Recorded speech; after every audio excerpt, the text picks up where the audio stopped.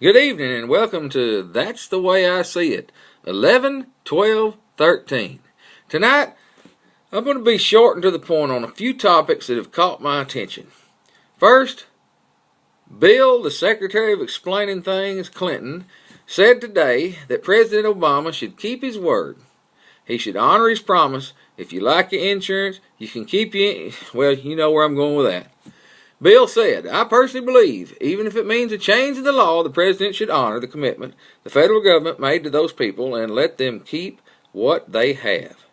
Well, I hope that includes their freedoms, which the president and his cronies seem hell-bent on taking away from us. Well, moving on. In a poll taken of the 409 doctors in New York City, only 23% said they would accept patients who have enrolled in Obamacare. Well, what next? Now, even if the president says you can see your doctor may not want to see you if you're enrolled in Obamacare. But the president sure has kept his campaign promise to fundamentally transform America, especially when it comes to health care. Thanks to Obamacare, health care spending is up, health insurance premiums are up, and the number of hours Americans are working is down. And employer-based health care is headed for the endangered species list. Today, roughly 55% of Americans are covered by employment-based health care, and now thousands upon thousands of U.S. employers are considering reducing the scope of health care plans they offer or eliminating them altogether due to Obamacare.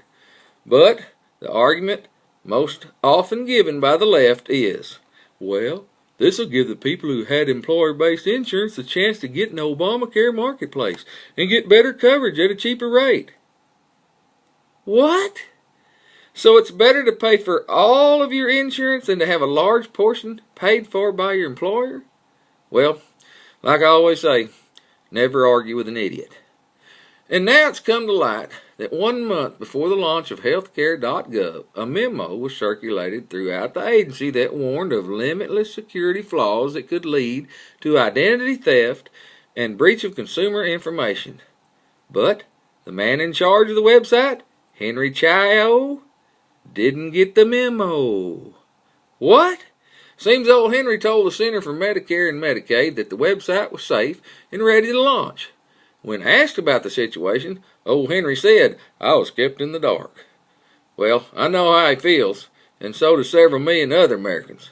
A little side note to that, the guy who wrote the memo and circulated it, Tony Trinkle, unexpectedly announced he was leaving the agency on November 15th. A spokesman for the agency would not comment on if he was asked to resign or left on his own accord. Yeah, like a rat from a sinking ship. Well, that about wraps up tonight's segment. But I'd like to leave you with this. There are surefire signs that hell is about to freeze over.